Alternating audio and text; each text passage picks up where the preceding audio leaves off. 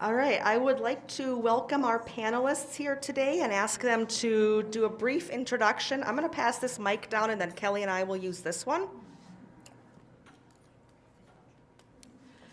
My name is Susan Witt, and I am the chair of SD 32, which takes in Blaine, the northeast corner, diagonal corner of Ham Lake, the city of Columbus, and Lexington.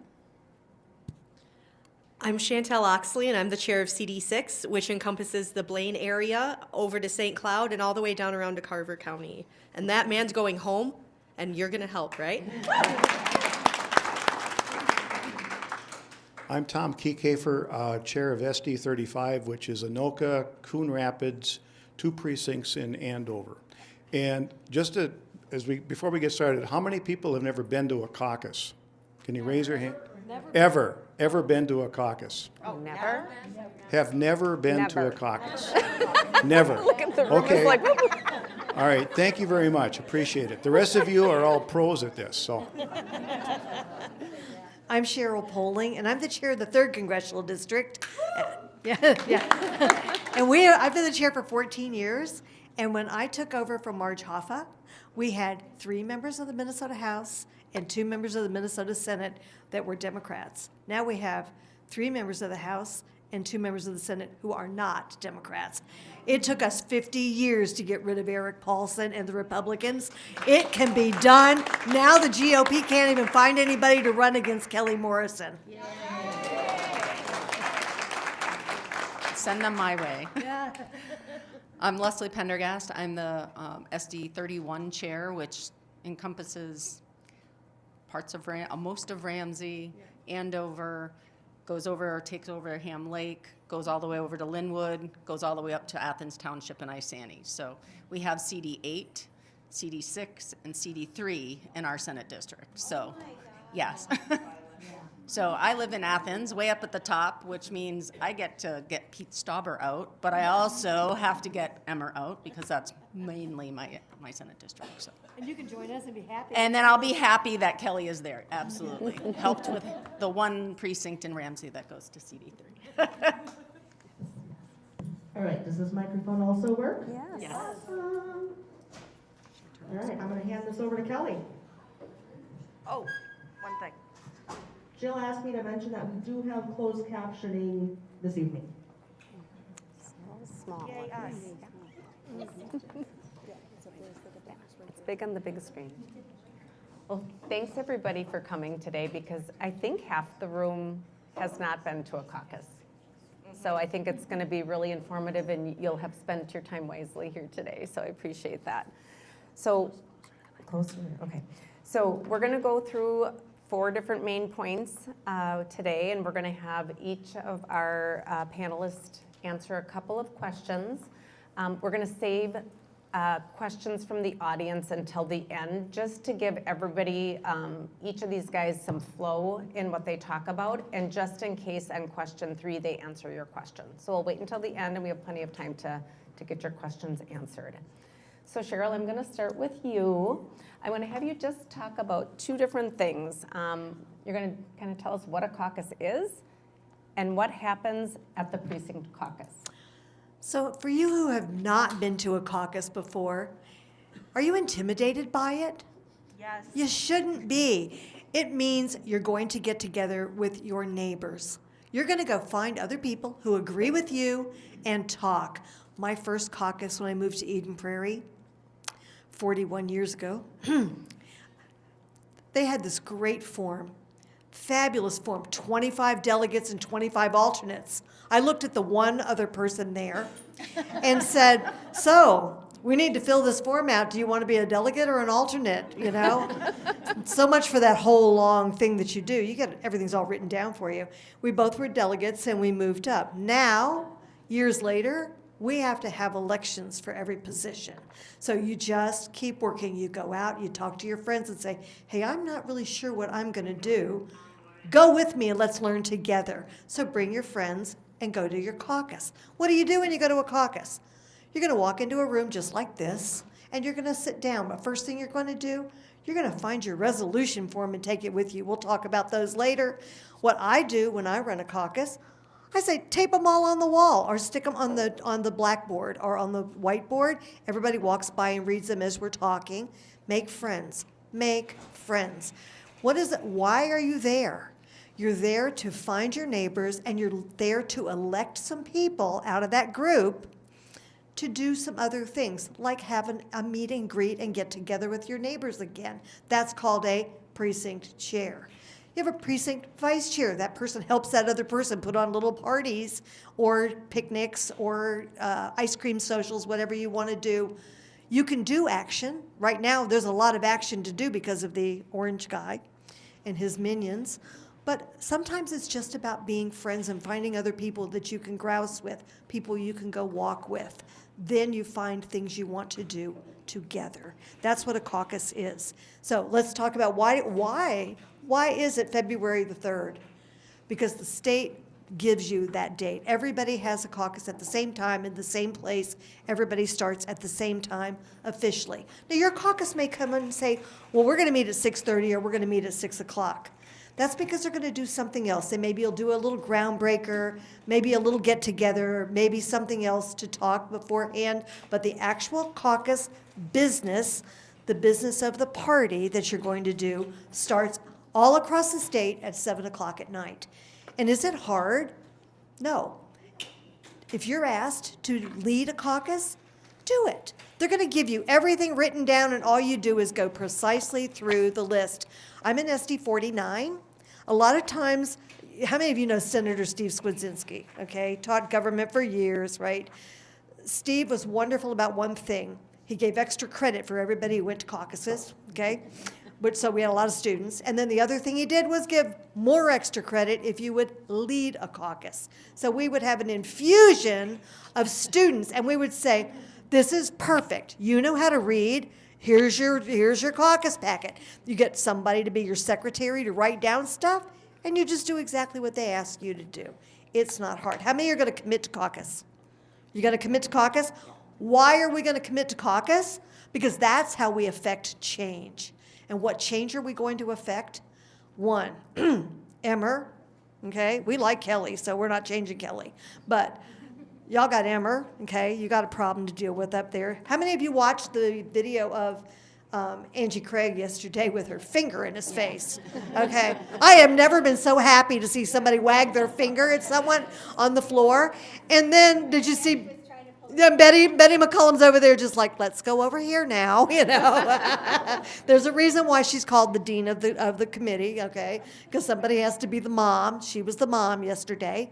But we need to have change. And the change that we're affecting is finding people to run the party, people to put things together, make change, and we'll talk about resolutions, which is how we affect what we stand for and how that moves forward. So not only are you going to go to caucus, are you going to take your other half to caucus? Are you going to find a friend to go to caucus? Are you going to find your kids to go to caucus? One year, the resolution that made the biggest change in Eden Prairie was when Phyllis Kahn decided that all 16-year-olds should be able to vote. And it didn't go anywhere because it's against state law, but we had a ton of kids come in and bring that resolution. It was awesome, okay? So sometimes it doesn't mean that you're going to actually do something and get it all the way through, but we could stand with people and say, yes, we agree. If you're eligible to drive, you should be eligible maybe to go vote. So keep working on it. Who's next?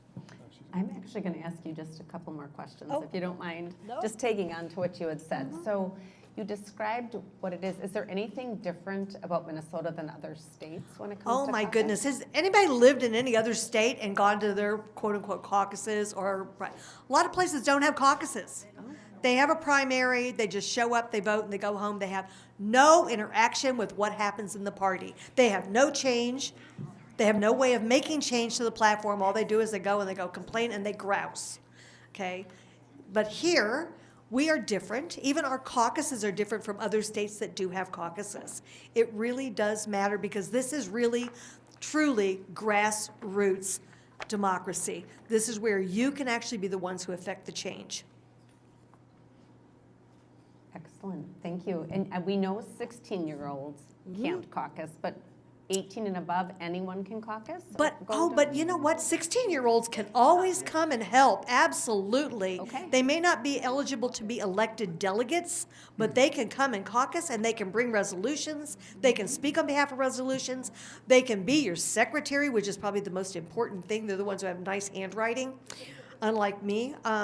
And they also can do other things, too. A lot of 16-year-olds and 14-year-olds and 13-year-olds are used by district units who need people to direct traffic. Okay, when you go in a door and you're given a door and you go, the Democrats this way, Republicans that way, because how many of us share schools with those people, right? And they're standing there going, oh, you want to go to that classroom? It's right over here. You want to go to that classroom? It's right over there. They know where they are. We don't usually know where we are, and they know how to tell you to get there. And the most important thing for the old people in the room, like me, they know where the bathrooms are, okay? One quickie, my daughter got in trouble years ago. Now she's 42 and has 2 kids of her own. She got in trouble at Edenbury High School, and I got called because she took too long to go to the bathroom.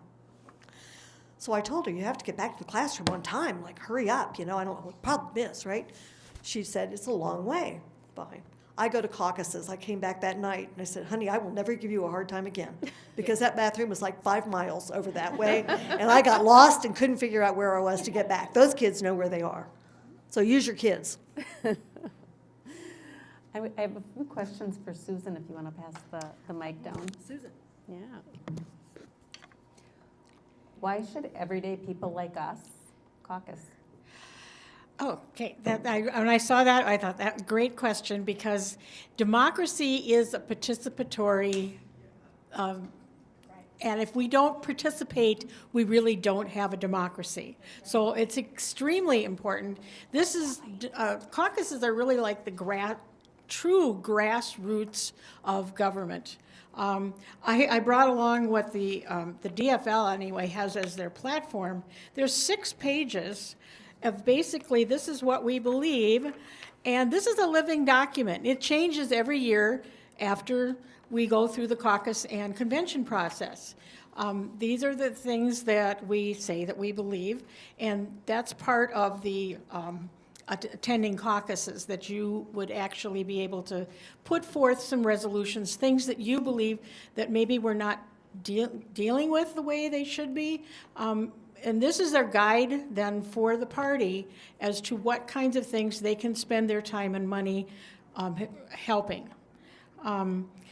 There, as Cheryl mentioned earlier, you're going there and you'll hopefully get to meet some of your neighbors that maybe you didn't know, that maybe you live a few blocks away from you. So I know our precinct is kind of a large area, but not physically. It's where I live in a townhome. So we've got a lot of people packed in. I found out that Kate lives, or no, not Kate. There was somebody else I found out recently in the group that was like, oh, you live in my precinct. I didn't know that before. But it's a good opportunity then to meeting your neighbors as well. I just can't stress enough how it's really that first step. And you don't have to feel like you need to jump in and do everything. I was talking just last night with Leslie, and we were realizing that we both had very different caucus experiences. I've been attending caucuses for years. First time I just went and I attended. Nothing beyond that. Second, so I just kind of listened.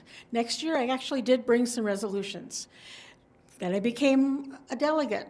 Eventually, I just kept getting more and more involved, and now I've been chair for a few years. So it's something that you, again, can do whatever level you're comfortable with, but it's a good way to begin to find out how democracy works with a group of other people, like-minded individuals that live near you. Thank you. So each of you up here are on the local level.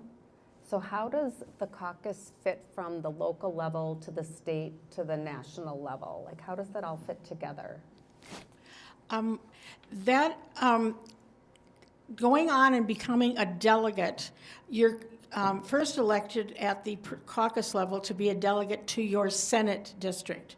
So for example, we have 32 different precincts in our Senate district. Those 32, they can all send, they have a prescribed number of delegates that they can potentially send. We then go to about a month and a half later, we have our convention.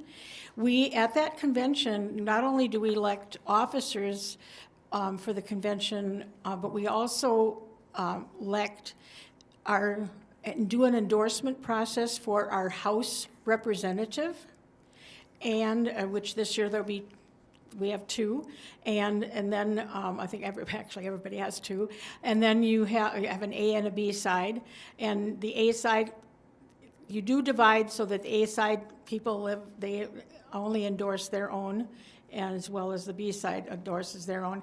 And then this year, all the senators are up for election as well, and those will be endorsed. So that's the endorsement process.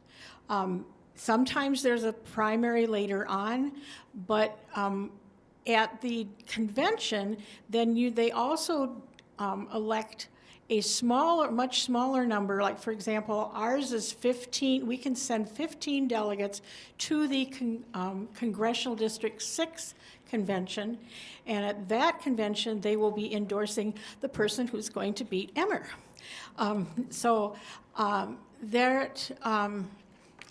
This is not a national. Every 4 years, there's a really different process for electing national delegates that go to the convention. But this year, we'll be electing delegates that will go all the way to the state. So, Excellent, thank you. So Tom, I think you're gonna be following Susan, talking a little bit about Senate District the Organizing Unit Convention. There's the House Congressional District Convention and the DFL State Convention. If you could talk about those and share a little bit more about what each of them are and kind of the order of things, and maybe if we know the location, to let people know what's up. I can tell you the locations of our convention, or our caucuses, but so kind of building on with what Sue said, we start out at precinct caucuses where we elect delegates that can go on to the congressional district, or I'm sorry, to our Senate district endorsing convention.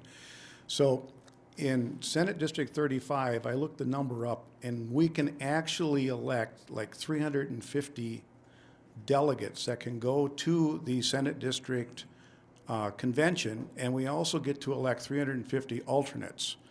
Now, we've never had that many. We're lucky if we get 80 that show up, that want to be a delegate.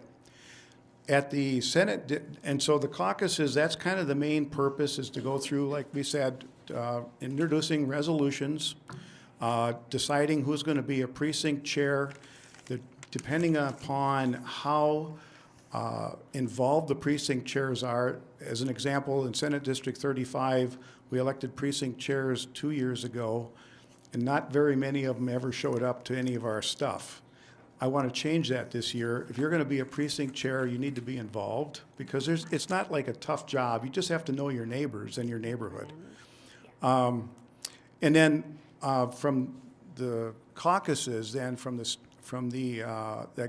delegates that go on to the Senate District endorsing convention, where we, like Sue said, we endorse our candidates for Minnesota House, Minnesota Senate.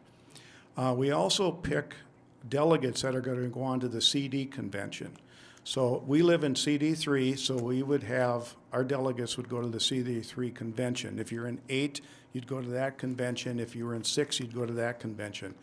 That's where you're going to then, those delegates that get elected to go to that are the delegates that are eligible to go to the state convention also.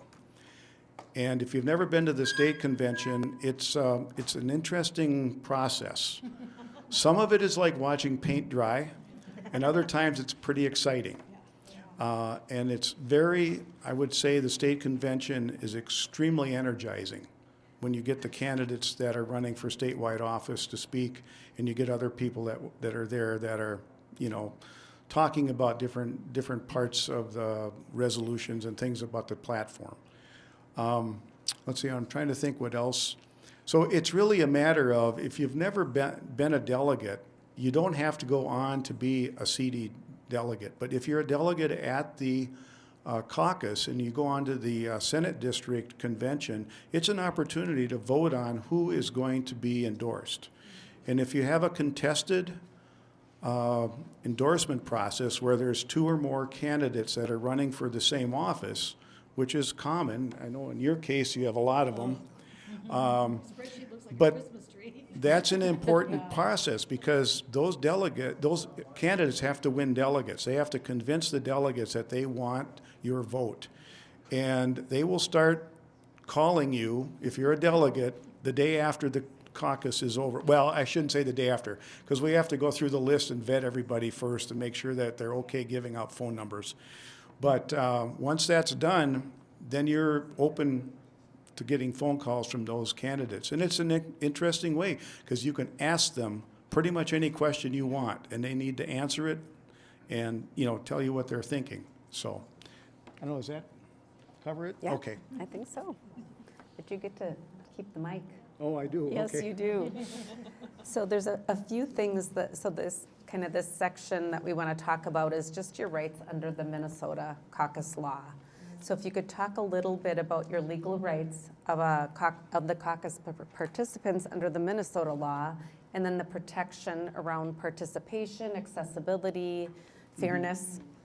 I don't know if that's changing at all as we speak. And then what to do if your rights are challenged. So I know that was a lot of questions, but I figured mixing it's probably okay. So I have to admit that this assignment was interesting because I've never had to deal with this before, because we never had a problem before with security or what you're knowing your rights. So I had to do some digging. And so I actually learned quite a bit. So hopefully I can pass this on to you. So the Minnesota statute that covers caucuses in Minnesota is number 202A.19 subdivision 2. Okay, so, and you can actually look that up. If you put that into the Google search engine, you'll get the statute that comes right up. And so under Minnesota law, every employee is entitled to attend a major political party precinct caucus after giving the employer at least a 10-day written notice. So in other words, if you work nights and you want to go to caucus, you can let your employer know that, hey, I'm going to go to caucus, and they have to let you off work. To be absent from work for the purpose of attending the caucus during the time for which the caucus is scheduled without penalty or deduction from salary or wages on account of the absence of other than the deduction of salary. So in other words, you're allowed to go. Under the protections, let's see, where am I at here? As far as accessibility goes, if you notice, most of the caucuses are taking place at schools. So there's a whole set of rules around why they're at schools. It's because, first of all, they have to let us use those buildings that night for caucus purposes. The other, free. We do not have to pay for that. The other thing is they're ADA accessible. And so there's a whole list of things why they need to be accessible. In some cases, there might be a caucus at a building, but it needs to be ADA accessible. So people with disabilities can get into that. Underneath that same thing, if you have somebody who might need a sign language interpreter, you're supposed to be able to, get that person. They have to be able to have that ability to participate using sign language. Let's see, what else can I talk about here? A lot of what governs the statute is what governs under Minnesota. But what actually happens is the caucuses are really governed underneath the DFL party. And so I brought these along. The DFL party has a constitution, this is the official call that you can actually go online and look at. This is an old one. The new one is out. It's just that they haven't published a new one yet to hand out, but it is available online. The other thing that governs what we do as a party is the Constitution and bylaws. This is also available online to look up. And if you want to read that at night before you go to bed and put yourself to sleep, you can do that. But it is very important because there's a lot of information in both the official call and in the Constitution. And that's where all the information is about how caucuses are run. Let's see if I can find it here. There's actually a flow chart that's in there that talks about how the caucuses work and what the steps are and how you get from one stage to the next stage. That's an important page to take a look at. We're going to try to answer as much as we can, but we're not going to be able to cover everything that's in these documents. So as far as protections go, to make sure that the people that are at caucus are truly living in that precinct, a person must live in the precinct where they seek to participate. You have to be resident there. You have to consider yourself a member of the DFL party and also agree with the principles stated in the preamble of the Constitution. So you can look in here, there's a set of principles that we use to work and govern our party. You have to believe in that. And also believe when you sign into caucus, you have to state that you agree with that, with that preamble before you have to sign a thing when you sign into caucus on it. You can't be a member of another political party. You must be 18 years old by the next state general election to vote for or run for a delegate, alternate, or a caucus precinct officer. So 17-year-olds that turn 18 by the election day in November can be a party member. 2 years ago at state convention, we had a delegate who was 19 years old. First time he'd ever been a delegate. He had a blast. He learned, I mean, it was probably better than going to a high school civics class. Although you can watch paint dry too. Alternately, to be eligible to participate in all other caucus business, a person must be 16 years old by the next general election. So 15-year-olds can, as Cheryl said, can be the secretary, they can do resolutions, they can do all that kind of stuff. So if you have kids in high school, bring them to caucus because that's where it starts. And if you take, well, there's a few of us on this board that would like to retire. And we need young people to come up and, step up.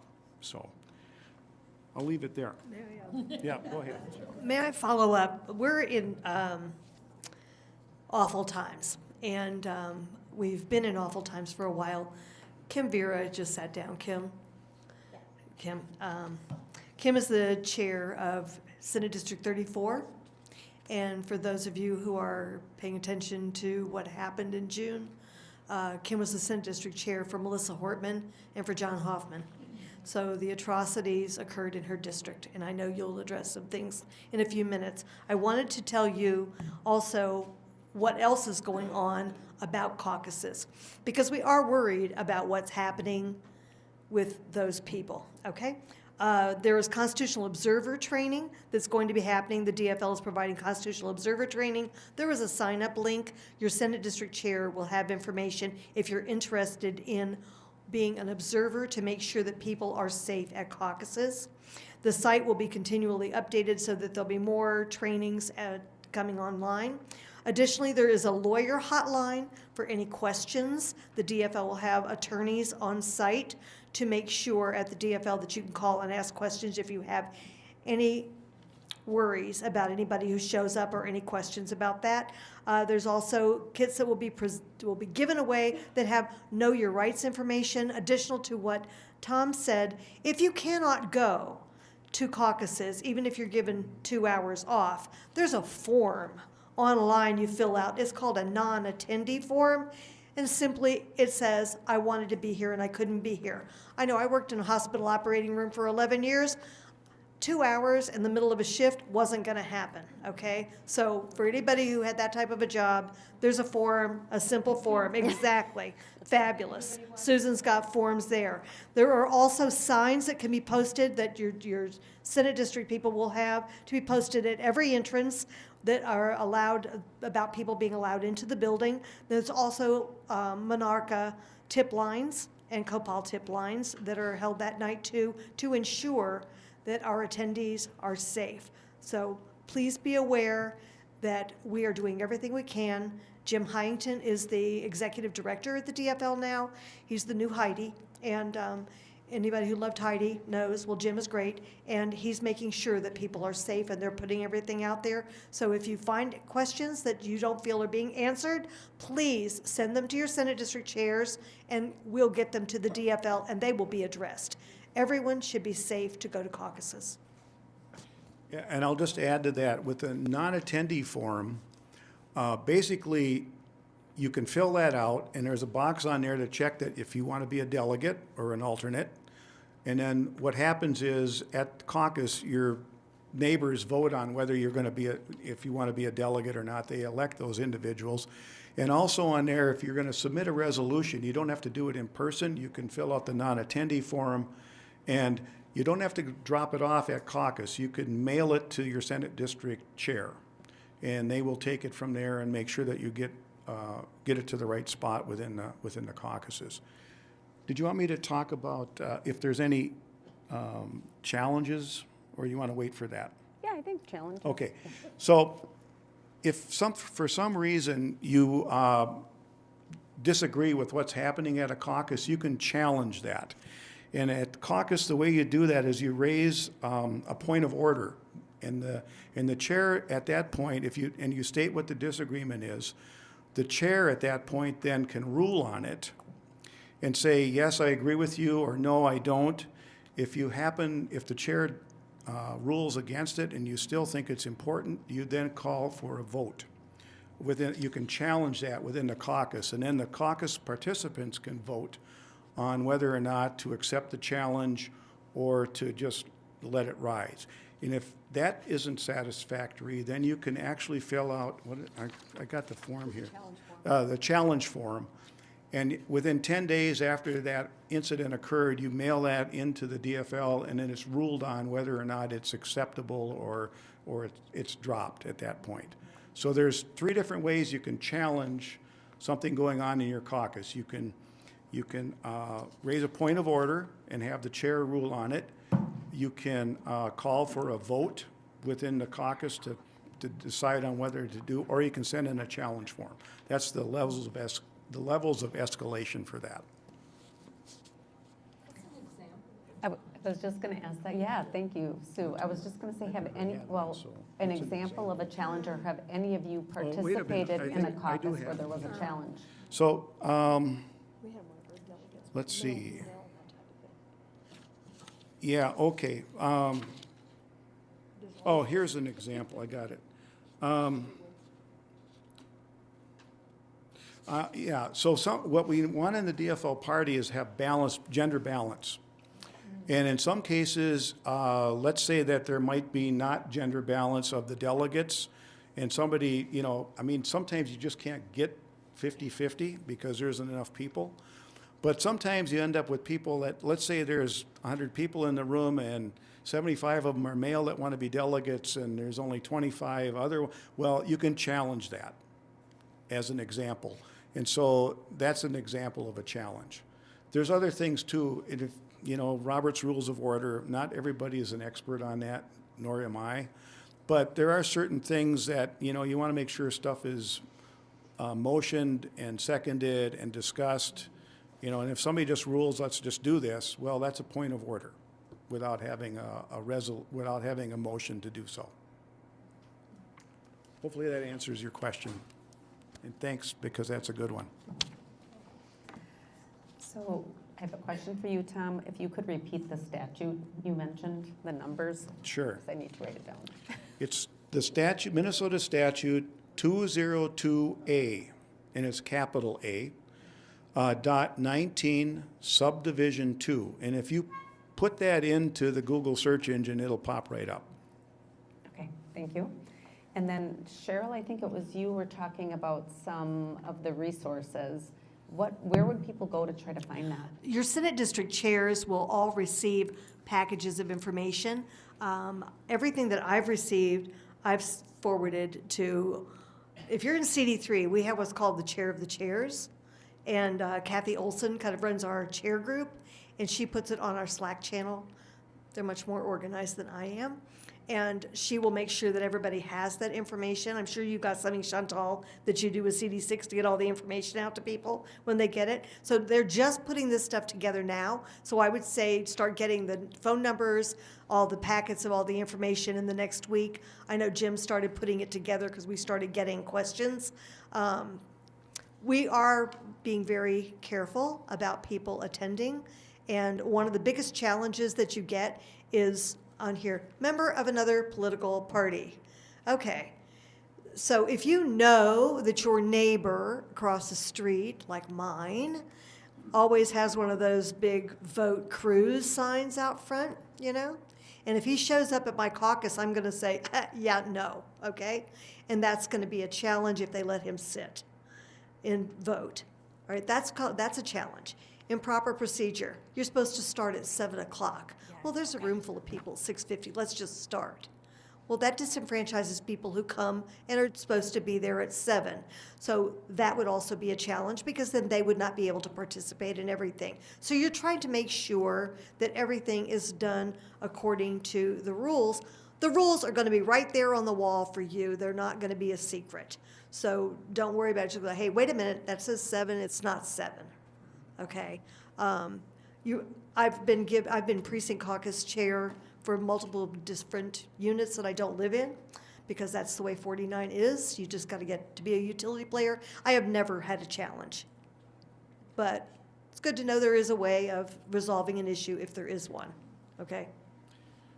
I think we need to talk about conveners, so I'm going to give it to Chantel for a second. Teenagers are great for that. Yes, so conveners are going to be the people who are running the meeting. More often than not, they'll try to strong arm you into becoming a precinct chair. Let them. It's okay. It's a good time, right? It's that entry level into the party. So your role as a convener in that meeting is to make sure the meeting's running smoothly, rules are followed, and you're kind of the ceremonious authority for the evening. And then you want to make sure you get yourself a secretary to take the minutes so you can make sure you're keeping track of all the elections and resolutions that you're doing that evening. Yeah, and it's difficult, I don't know, I have a hard time filling all the conveners. So as an example, what happens then if we don't have enough conveners, because I need 30 of them. Some people need more. But if I end up with 25, what we end up doing is having to combine some of the precincts together so that there's one convener, but they are separate in the room. So they're voting separately on various things that are coming up. I had 4 last time. Yeah. 4 rooms in 4 precincts in one room. All I did was write the number on the piece of paper and put it on the front and said, if you're in Minnetonka, I did 4 Minnetonka precincts together, and I said, I'm very sweet to everybody. We're locking the door and nobody leaves until we have a precinct chair for each group. It was a very simple way to deal with this. And then put the number on each one of these and said, if you live in that row, you sit there, you sit there, you sit there, and you sit there. You know, when we left, we had precinct chairs, and we had delegates, and we had some assistant precinct chairs too. People volunteered when I told them they couldn't leave. I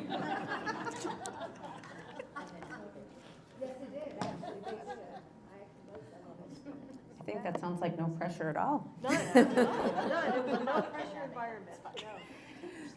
Okay, so next we're going to talk, I know, Tom, you kind of started this, but talking about the roles and responsibilities and the time commitment that it might take. So Leslie, I'm going to ask you a few questions, just defining a delegate, who's eligible to be a delegate, Yeah, how are they selected? absolutely. So first of all, I do have a one-pager that's on the back table, but I don't have enough for everybody in the room. So if you've got buddies and you want to take one, but it's basically the information that I've got here. And just as a quick anecdote, I will, yes? Yeah, there you go. Yeah, absolutely. Just really quick, I'll share because I know Sue talked about her kind of jumping into caucuses and just going and listening, and you are absolutely welcome to come and do that. Mine was a little bit different. My first caucus was 2 years ago. So 2 years ago, I went to my very first caucus ever. Joined the DFL a month before caucuses, became a precinct chair because nobody showed up but me and a couple other people. 2 months later, I went to the convention and became the vice chair of the Senate district, and now I'm the chair. So I went a little faster than Sue did in the years that it took to go. Saying that, though, is that I knew nothing about what this was. And it was hard at first to kind of like figure it out and what I heard. And it was a lot of confusing information and like Robert's rules, whatever. My kid in debate talked about that, but I don't know how to do that. What does that mean? I was like, what's a delegate? Somebody goes, what's your Senate district? I was like, what? No idea. Like, what side are you on? I have no idea, because I didn't know anything about it before I got there. So you don't have to go knowing anything, first of all. There are a lot of people, like Janet and others, that you, like, what does that mean? Okay, why are they doing that? Why are they challenging that? Don't worry about it. And they're like, don't worry about it. Okay. So there's a lot of people that will help and answer questions when you're there. So I don't want caucuses to sound like it's like you're going in and you're getting signed up. I think Tom mentioned it, if there's not going to be somebody that wants to sign up to be a precinct chair, then forcing it on somebody, it's just name then, right? That's just not something that we're going to do. I know a lot of you in the room have heard of Neighborhood Network, maybe part of Neighborhood Network. It very much might sound very familiar, that all of the things that a precinct chair does, which is getting with your neighbors and helping you find out about social activities and getting together to do stuff, is exactly what the precinct chair is for the DFL. Much why it was built that way. If you're already part of our neighborhood network within 30 and 31, and I know some of the other Senate districts are starting to utilize that as well, that's kind of what a precinct chair is already. So you might already be there.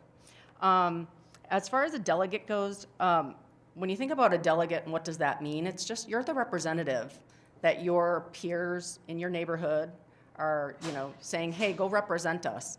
Like, go to the next convention and, do what you need to do at that convention, representing us. So when you're a delegate, you're representing your precinct, you're attending your organizing unit convention, which is our Senate district. There's those, words that everybody's like, now what's an organizing unit? What's this? It's basically our Senate districts in our area here are our organizing units. And some of those delegates may also advance to that congressional district convention. And then we talked about the state. So I know we mentioned that already. So if you think about what the delegate goes and does, that's what they do. So when you're there, you're representing your precinct at the Senate district convention. You're voting on resolutions. So many of the resolutions that you worked on at your caucuses get brought then to the Senate district. Those resolutions then get brought through the Senate district, so you're helping to vote on those. What's important in your precinct, you're going to represent that there. You also help us elect the local party leadership, and that's the local party of the DFL, right? The DFL party. We vote for the officers for the Senate district in some years, depends. Every Senate district is run a little bit different. Some may be, electing officers this year, some may be only electing, directors, or may have different things going on, but you help build that party up. State Central Committee delegates, so again, that is like a whole nother opportunity that you can get voted in for, and then other local party positions. The fourth thing is participating in candidate endorsements, and I know this is what Tom talked about. This is where it definitely gets fun, especially when we've got election years and we've got folks showing up and you're getting to hear from various candidates. Again, you're as a delegate coming into that, you're having that opportunity to present the information that your precinct. Like, so if you've met some of the candidates and you're like, everybody's like, oh yeah, we really like this person, and you go to the Senate district and there's that opportunity to then vote for who we're going to endorse, then that would be that opportunity. And then supporting candidates and building community, that's also something that we're doing as a delegate when we're going through that, welcoming and recruiting folks. The time commitment, I think, is partly what everybody wants to know, because it's always very important. In the precinct caucuses, it's that one evening, it's a couple of hours, you're coming to the caucus. That's your time commitment for being at the caucus, so thank you. As far as the SD unit convention, That's when you're delegate, that's where you would go to that SD convention. That's usually a few hours, half a day, potentially a full day, depending on how big the Senate district is, but most of them try to do it within like a half a day, would you say, right? Most? We fix it so we don't have to. We fix it so that we don't have to worry, no. Yeah, What we do in Senate District 35 is we hold it on a Friday evening. Nobody wants to hang around past 9 o'clock, so we're pretty much done in like 3 hours. exactly what we do too. So yeah, we prefix it, but it could be longer depending on the Senate districts. And then if you go beyond the Senate district and you go to the congressional district, again, Chantal and Janet can tell you guys about that, but those are generally half a day, maybe, same. 3-4 hours, depending. How many people want to talk? Well, exactly. It's how many, and if you can think about it, kind of what you're doing at the caucus is what happens at each of these conventions, right? You're talking about resolutions in your area, you're talking about candidates that you want to move forward, talking about the platform and what it needs to be. It just keeps happening. It just gets bigger as it grows out. So that's, it's kind of nested all within as you're going through that. Between the conventions, the state convention is the last one. If you're elected to go to that state convention, you become a delegate for that. That can be, that one is a little longer. That's 2 to 3 days it lasts, and that's because they do a lot of platform information. That's where we're picking our state party officers and who's going to run it. Like this last year, Richard Carbone became our director, right? That was a business meeting. Yeah, business meeting. But those are the types of things that can still happen at those, but those tend to be a little bit longer for those. The big ones are the endorsements, statewide endorsements. Yep. Between the conventions, though, it's really kind of light and optional involvement. We'd really love you to be involved as much as possible. A lot of the work that you guys are doing already here in Indivisible is a lot of the stuff which is why we want to always stay connected with the teams here.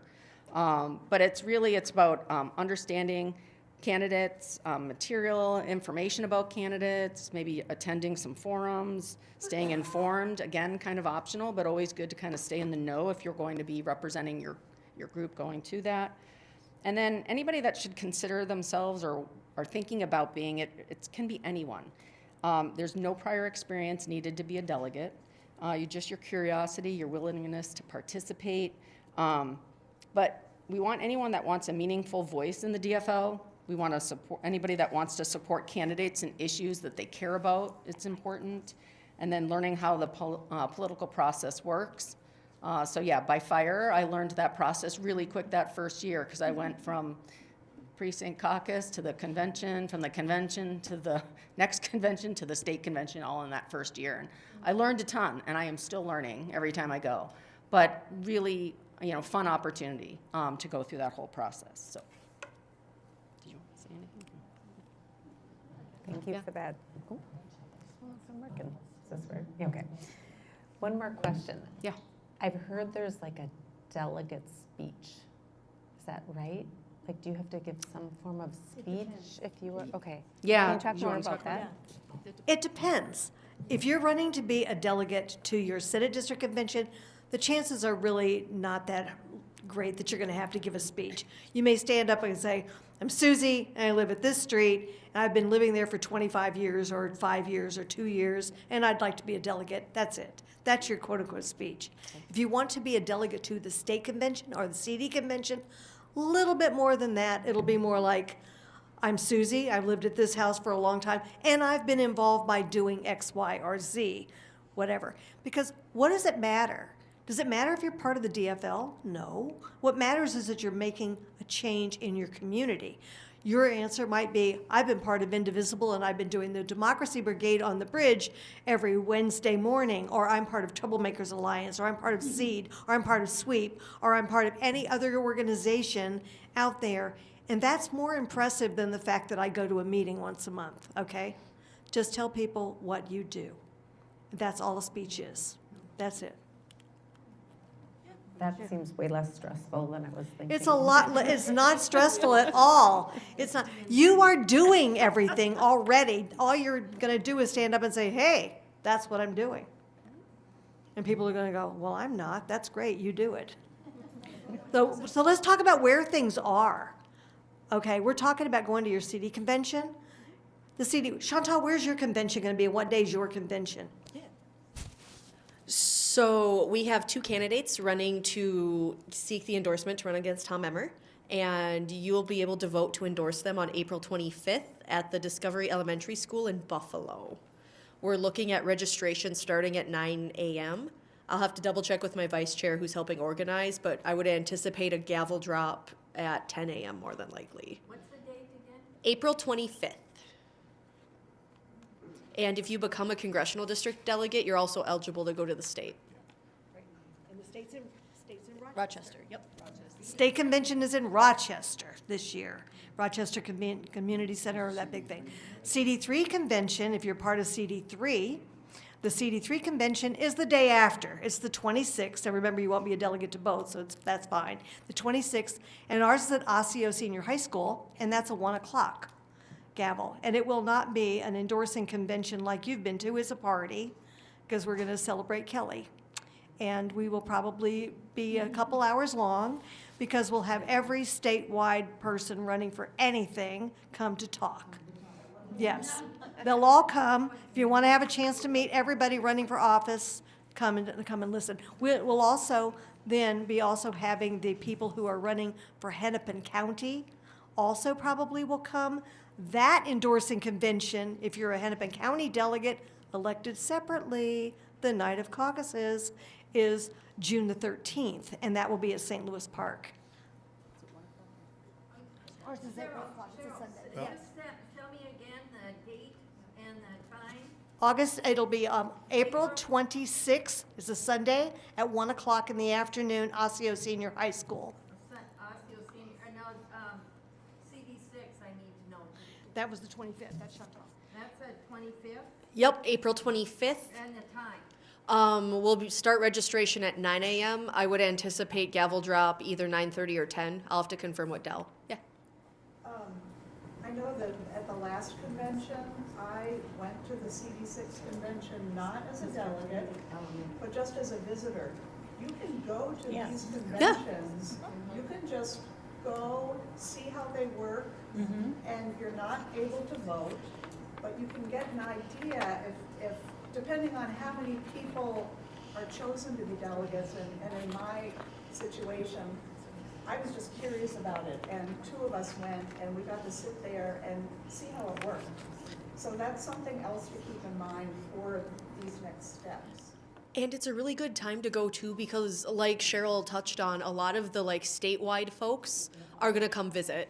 So if you wanna hear, Keith or our gubernatorial candidate, or you wanna hear from the auditors, you should come. You should come, and you can sign up to volunteer with these campaigns. I would suspect that we will have both of the U.S. Senate candidates there too, tabling. And so it's a really good opportunity if you're not interested in doing the party institutional, like bureaucratic crap, to actually engage with that direct electoral stuff too. So come either way. Yeah, Ellen. I just wanted to mention to everybody that now that Governor Walz, maybe you guys can talk about, now that Governor Walz is not running for re-election, what is going to happen with that? Might there be more than one person that wants to run for governor, and how does that affect us going to precinct caucuses? What should we have in our heads at that point, if anything? There will not be any straw poll or preference poll, but you will more than likely see any and all candidates there, so you'll want to connect with them. The party is very emphatic on the idea that party leaders must be neutral and must allow you everyone fair access to the process.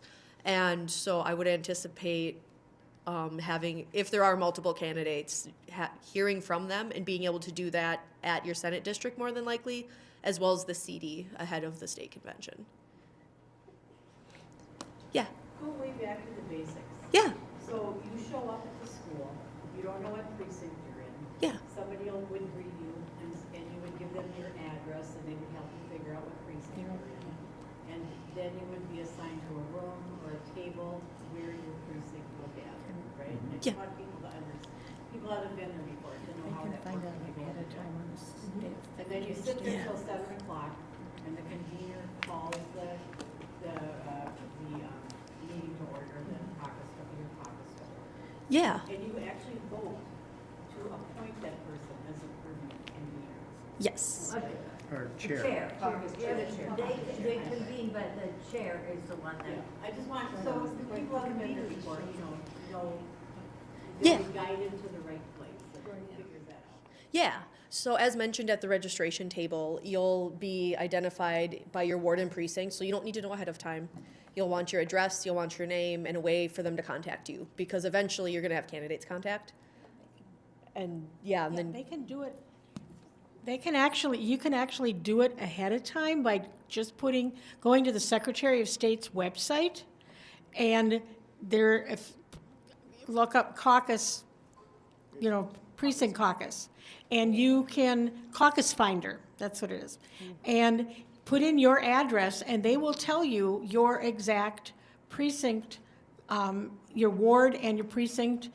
Some cities only have a precinct, but then they tell you where you'll be meeting. And most of us have turned in the exact room number that you will be in. So this can be looked up ahead of time, and it actually saves a lot of time. And I know we're going to have, hopefully, several high school students with, phones that will be able to help people look up. We've got QR codes that will be up that they can also, they can look up their own. But if you do, it is possible to do it ahead of time. So the Secretary of State's site that you can look up is called pollfinder.sos.state.mn.us. And when you go there, I'll go, so it's pollfinder, pollfinder.sos.state.mn.us. And when you go there, you're prompted to put in your address. And as it's kind of smart, so you start putting in your address. When you get down to a certain point, it'll come up below. You click on that, and when you get there, if you scroll down the list a little bit, it will tell you there. I think it says districts. If you click on districts, that was where you'll find. Yes, I'm in CD3. I'm in CD3. I'm in SD, whatever, 45, and it'll have your precinct below that. And so you'll be able to look up your precinct ahead of time. So you'll know when you get to there that's the precinct I need to go to. Now, as we stated, we're going to do everything we can when people come in to make sure you get to the right place. We'll have, when you check in, we can do electronic check-in. That'll actually have your information there. We're going to have maps on the wall. We're going to do whatever QR codes, the whole thing. So.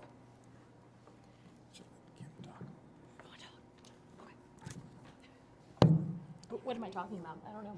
I don't know. just wanted to go from ground to ground up. Did you have anything else you wanted to Gotcha. add? Did we talk about resolutions? Let's, Before you do that, can I Okay. just mention Yeah. where they go for caucuses? If you live in 31, you're going to go to Andover High School, correct? Not necessarily. Well, what people are adding. I feel like the things that people added, I feel like we were. So caucuses, yeah, you can have multiple locations in a Senate district. Yeah. Why don't we just list where we're going to have caucuses for each of our SDs? Oh, sure. Yeah, absolutely. So for Senate District 34, which is Rogers, Dayton, Champlin, half of Brooklyn Park, and we've got 2 precincts in Coon Rapids. We are having our Senate District caucus at Champlin Park High School. Registration opens at 6:30 and call to order at 7. I have some flyers. If you live in my district, I'd be happy to give them those to you. And I don't know if we mentioned this. This is a very basic fact, but many people might not know this. every single caucus is held on February 3rd, no matter what party you are. So Republicans, Libertarians, Democrats, whatever. So don't get confused, because the Republicans will also have press releases for their Senate districts. So we often have that where we get Republicans and then the Republicans get the Democrats, and we just got to make sure we send them to the right place. So just make sure that you're looking at the correct location for your Senate district. I guess we'll just pass it down. It's Senate District 32. We are all meeting at Blaine High School. There's like one end of a little rectangle of rooms that will be on the A side, and the other half are on the B side, and another rectangle down. Several years ago, we had the Republicans and the Democrats in the building, and it was just very chaotic, and we did end up with a Republican in the room. It came time to the resolutions. That's when they discovered, oh, these aren't the values I have. And I mean, there was DFL on a lot of things all around the room and things that were posted, and they hadn't noticed that. And it's like, but it was the values that got to them. That's like, oh, I'm not for clean water, really.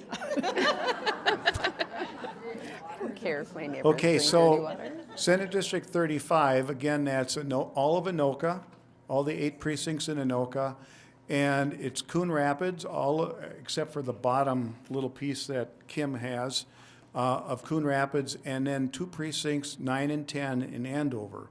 So the Anoka precincts will be meeting at Anoka High School.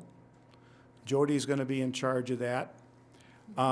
The Coon Rapids and Andover precincts are going to be meeting at the Coon Rapids Senior High School. And again, we had that same issue because I tried to get the middle school, but the Republicans already got that one before I was able to reserve it. So we're going to be at the high school. So we usually end up exchanging prisoner exchanges that go on there. So. And you have a list. Yeah, so I've got the list, but I'm pretty sure I don't have anybody from the Northern Hemisphere here today. So everybody in Ramsey, we're going to be at the Brookside Elementary School, so Ramsey precincts will be all together at that. It is Brookside, right? Am I saying that right? Make sure I'm not saying the wrong one. I think I said Brookview once and got in trouble. So Brookside Elementary, all of Andover precincts will be at the Andover High School, so that will be 31 A and B together. I believe Andover is the only one that has the split, so you guys will have the two sides. And then everybody else north, so Oak Grove, Linwood, 2 precincts in Ham Lake, East Bethel, and Athens Township will be at the East Bethel Elementary School. So we'll be split into 3. Yeah. Fun stuff. Yeah. Yeah, we're ready to do. Is that okay? All right, so resolutions. This is essentially the process for people who have passion about a certain,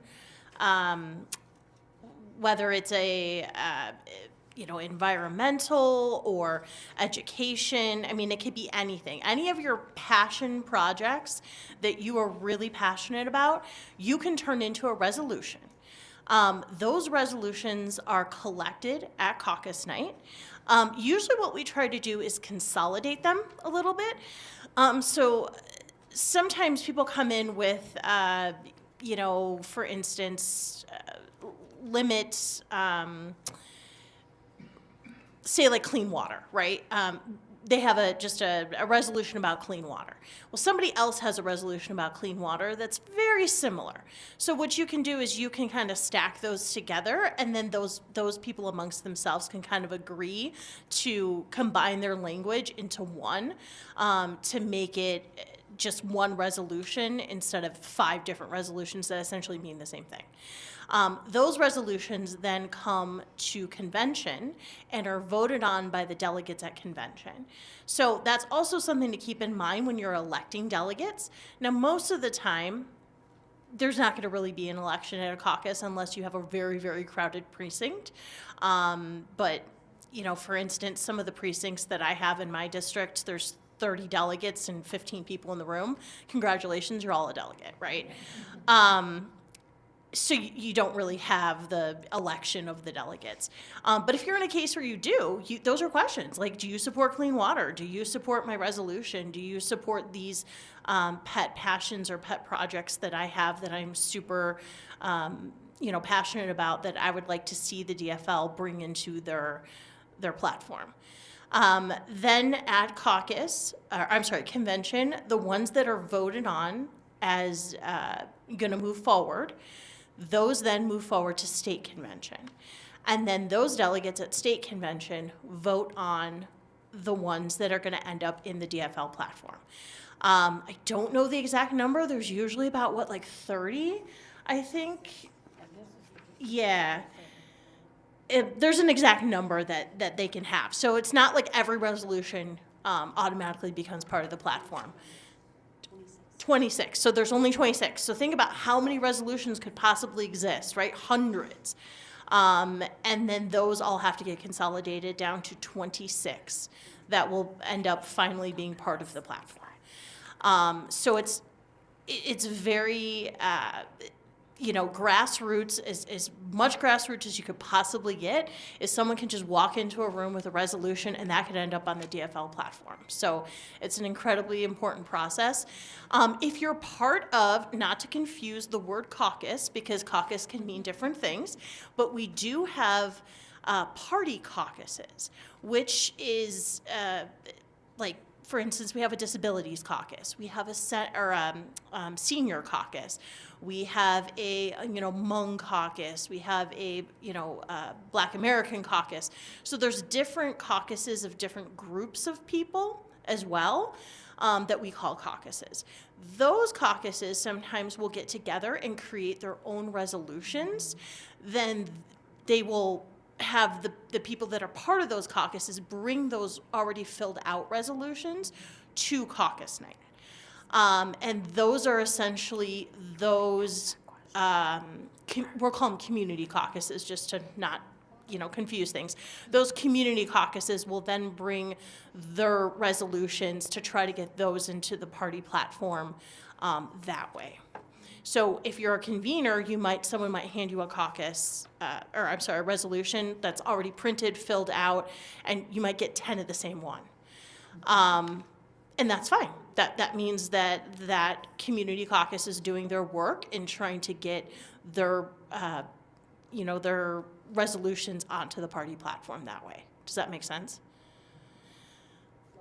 We can get into the nuts and bolts of that. Yeah. Well, and interest groups will too. Yes, interest groups, yeah.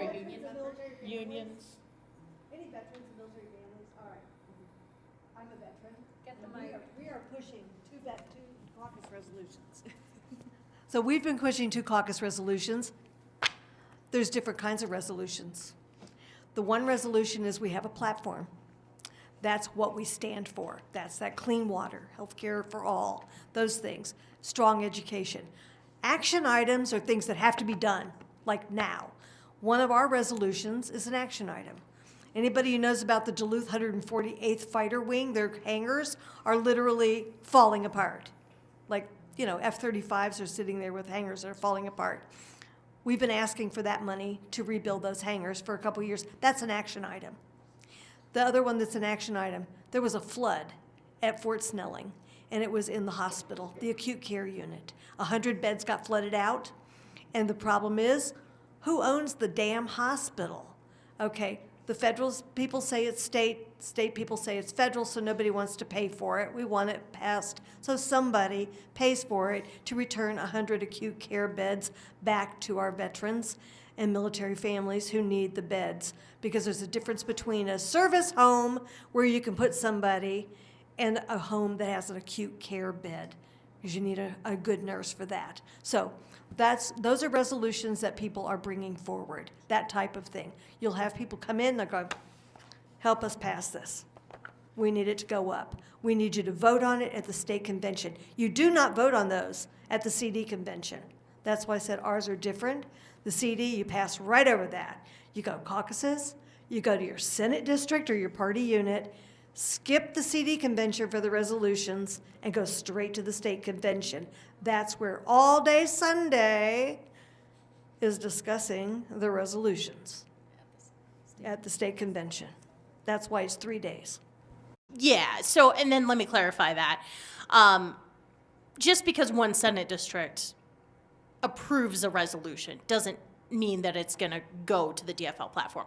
Like, the DFL convention is every single Senate district in the state gets together. And so if you just have a resolution that passes in one Senate district, there's not going to be enough to get it to the state level or pass at state level. So it really is got to be a combined effort. That's why a lot of the caucuses or the community caucuses or the special interest unions, they get them passed very frequently because they have people in every single Senate district in the entire state that are agreed on that resolution. And so that hits that final hurdle at state convention. So there's local unit resolutions too. They're treated separately. They don't go to your congressional district. They don't go to your Senate. They stay right there. What are those? They're precinct. They stay there because they're very, very sub-local. We have an issue with a trail. We want that trail paved. Nobody cares about that trail outside your district, okay? So that stays there locally in your precinct, all right? So those are called local resolutions, and they do not get counted into the number if they're elected out of your precinct caucus. It just has to stay within your area. They go right up to your party unit, so your Senate district. We'll look at them to see which districts actually looked at that resolution, which ones approved that resolution. Then they will go to the city or they will go to the county unit that needs to take care of that, and they'll say, we had this unit come up and this is what we want to support, and we would like you to support the funding of this project, and it's hyper-local. So don't think anything is out of your purview, okay? We needed, the biggest one in Eden Prairie, big controversy, took us 2 caucuses to get this through. We needed a stop sign changed to a stop light because somebody got hit. I don't know why this was a controversy, but it was a controversy, and it took us 2 years to get that through. But we did do that. Yeah, if you look on the resolution form, there's a whole bunch of check boxes there that you check off. There's one on the bottom that says local or party issue, and that's what you would check for that. The other thing about the resolution form is you don't have to have the official form to present a resolution, but you have to follow the format that's written on there with all that information that's on there. And as somebody who has collated resolutions in the past, it's a lot of fun to go through the resolutions, but we have to go through them after the caucus and get them all put on like a spreadsheet, and they have to get organized and they're sent on after that. So if you want to understand what's happening in your area, go on, sit on the resolutions committee and do some collating. It's a little tedious, but you find out what the issues are. Okay. Okay, thank you very much. Let's